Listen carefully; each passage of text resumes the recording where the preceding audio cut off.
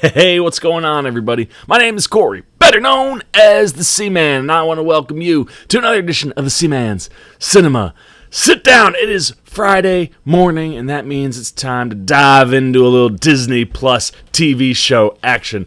Quickly becoming one of my favorite TV shows out there right now, man. Oh, gosh, this thing, it is a real slow burn, but oh, that slow burn is so good. So why don't you pull up a chair, man, take a seat. We're getting ready to dive in spoiler-free into The Mandalorian, Episode 3, The Sin. Now, as I mentioned, this will be spoiler-free, and this weekend I think I'll actually be doing spoiler reviews for all 3 episodes now that we're kind of into the full week swing, and everyone's had a chance, I think, to watch at least a few of these episodes. We'll throw up a couple spoilers this weekend, but for right now, we're going to dive into Episode 3, spoiler-free, and I tell you, like I said, it's a slow burn, man. Like, this show is very methodic.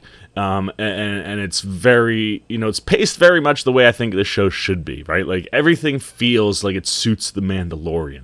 And after 2 fairly, simple kind of one-off stories, we're now 3 episodes in.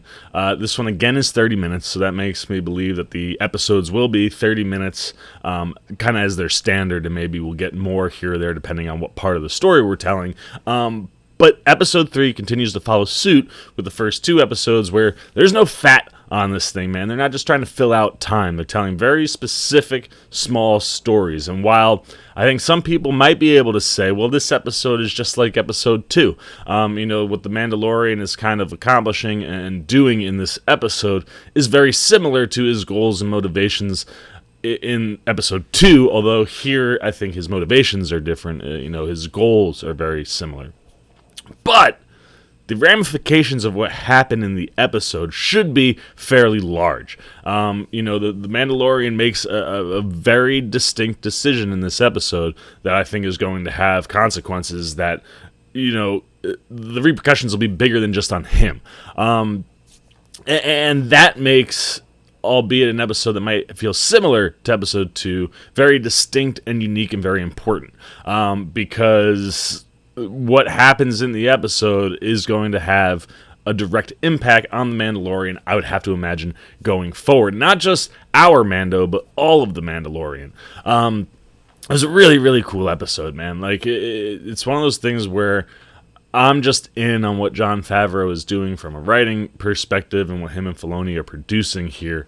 And I'm just in on it, man. Like, I like spending time with the Mandalorian. Yes, the episodes are not super complicated, and they're not overly massive. But what we're getting, I think, is a really solid story. And I think when we get to the end of this, and you can kind of binge it all at one time, I think if there's anyone that's still sleeping on the Mandalorian, I think watching it in one sitting, you'll be like, yeah, man, this is a really good story. We do get to find out some more briefly about the Mando's past. He has a sequence where again we see some things and we kind of can understand more of what has happened to him and what's traumatized him to certain degrees. He definitely has some PTSD, and I like when those set in, when we get to take those flashbacks with the Mando and what's going on. The way they sync up those scenes, man,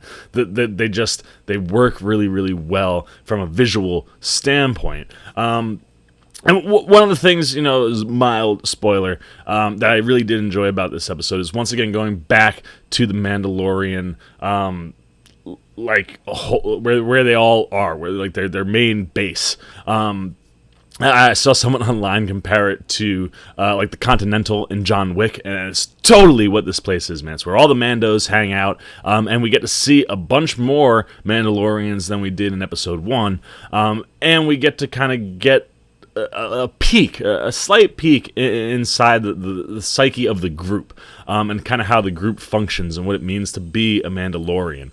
And it was really cool, man. It's seeing that kind of, you sit there and you're like, oh man, like there's a lot of tension going on in the course of that sequence, but it tells us a lot about the Mandalorian. And I thought that was really awesome. And then once again, when you get to the third act of this episode, there's a big old action sequence. And you're kind of like in it, and it's going, and you're like, it's a lot of blasters. The Mandalorian, he's got his sniper rifle, which just disintegrates people, which is amazing, which also is a zapper. And then he's got, obviously, his pistols. But, there's a lot of blasting going on. And at first I was like, oh, man, this is going to be a big, badass scene. And then, it functions at a very... I have to do this to be able to get to here. And you're kind of going, oh, man, this is, I guess, not going to be as cool as what I thought was going to happen. And then something really, really cool happens, man. If you are second-guessing or kind of like, this episode is whatever, oh, my gosh, dude, the last, 5 minutes, you're just like, yes! It was glorious to watch. And... once again, the thing that we've come to find in the first 2 episodes is a focal point here again, and I just love seeing him on camera, man. He's so adorable, and clearly is going to be the linchpin of the story this season. And I like what we're building. I think what they're building with the Mandalorian is, it's here's one part of the story, here's one part. It's basically we see him travel to a planet, he does some stuff, he goes to the next planet, he does some stuff, and that's kind of how our episodes have been moving. It'll be very, very interesting to see where we head, and the episode kind of has a John Wick feel to it, in the sense of what it's setting up for the Mandalorian specifically. And I tell you, you could argue that where he is, the decisions he's made in this episode, bad decisions for, him personally, but I think good decisions towards the character. Things that we want the character to keep doing. There's a minute where you're like, oh, damn. Like, he is just exactly what we think he is. And it was more of the anti than the hero. And the trigger point, the thing that kind of makes him flip back to the hero side more than the anti side, was just wonderful, man. It's a really tiny thing, and when it happens, it's just like he goes for something, and then he realizes something's not there, and it's like, yeah, okay, I gotta go be hero Mandalorian. And 3 episodes in, man, I'm so invested in this character, and I'm so invested in what Favreau and Filoni are building. I think Favreau is writing a really interesting story that I think when we get to the end of all of these episodes and can watch it all in one chunk, you're going to go, oh, yeah, man, that was really good. But just as far as the world building goes, man, I mean, everything in these episodes just feels Star Wars, man, from the wipes, right? Like, it's one of those things I've always joked about with Star Wars. I love how they utilize wipes, because it kind of brings you back to those days of being a kid when you're first starting to getting into film editing and stuff, and it's like, oh, man, I can do this, or, oh, man, this transition looks really cool. So I love that we get to see those. The score continues to be really, really solid. I do think there are some times where it doesn't quite feel Star Wars, and maybe feels a little bit more in the realm of something, say, like Creed, which, Ludwig Göransson scored also. But I haven't really been bothered too much by the score. I actually think it's been very, very good, and it really just kind of sucks you right into the episodes, man. Like, the combination of the score and what you're seeing on screen, from a story and a visual standpoint, it's just like minutes in, and you're just like, okay, where are we going? What are we doing? And I like how it continues to fill the world, man, with all the different aliens and creatures, and bounty hunters. We're back to that bounty hunter planet, and like to see just the diversity and the different characters, and it's natural, right? They're just in the background, they're around. It just feels Star Wars. So 3 episodes into The Mandalorian, I think we're really starting to kind of see how this show is going to take shape and where it could be heading, or at least what some of the linchpins are going to be for the season. And I like this cast, right? I mean, Pedro Pascal just encompasses everything you want in The Mandalorian so well, man. He's brooding. He just, like I said, he has that presence anytime he steps into a place. But this time, that presence doesn't make you feel too confident in saving him, right? Like, every time he walks in, you're like, yeah, this guy's not to be messed with. The odds are stacked a little against him, and it was cool to see the Mandalorian feel vulnerable. Like I said, I think 3 episodes in, I think we're building something that's really unique and something that's very, very Star Wars. And we got some news this week that, or at least rumors, that wherever we're headed in the future of Star Wars, Jon Favreau and Dave Filoni could be playing a very large role. And that just makes me super happy because I said it right after episode 1, man. I was like, if you guys needed any more reasons to just let Star Wars be run by Filoni and Favreau, The Mandalorian should be the only audition they need to do, man. That episode 1 was like, yes, give it to them. They know what it feels like and what it looks like and what it sounds like to be Star Wars. And if they do get to have a bigger role, that's super, super exciting. We also saw that The Mandalorian started filming last week. I may have even mentioned that last week in last week's review.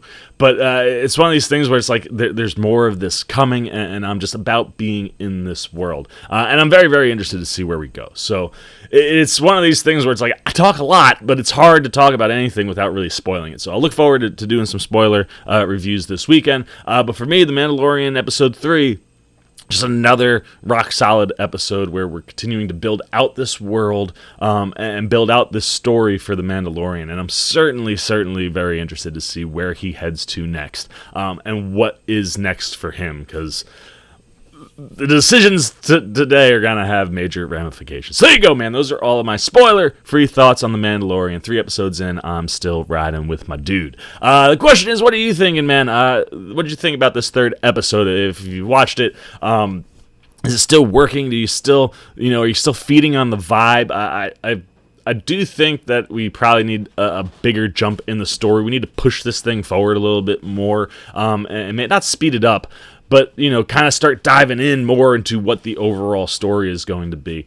But at the same time, I don't think that takes away anything from The Mandalorian. So let me know what you're thinking about that. If you're in for the slow burn, if you're in for what they're building, and if you're just interested to see where we head to next. But what's working, man? Can we just keep riding with Pedro Pascal on these kind of small stories, or do you need something bigger? Do you need a bigger jump, a bigger piece, bigger action? Or are you like me, man? You're just all in on this show. Whatever you're thinking about The Mandalorian Episode 3, The Sin, goes down below in the comments section. As always, if you enjoyed this video, please give me a thumbs up. And if you're new, you want to come hang out with the old Seaman every time we're talking Mandalorian, you gotta go hit that subscribe button, hit the little bell that follows, so you get alerts every time we drop our reviews for The Mandalorian. And until next time, for the Seaman's Cinema Sit Down, I'll see you next Friday for some more Mandalorian talk. I am the Seaman. I'm signing off. Peace. Well, I'll be. You guys are still here. You must be looking for some more content. Well, don't worry. Seaman's got you covered, man. You got videos like this guy and this guy. And if you haven't yet, and you want to come check out all the Seaman goodies, join the Cinema Sit Down squad, man. Hit that subscribe button. And don't forget to hit the little bell down below that, too, so you can get alerts every time I make new videos.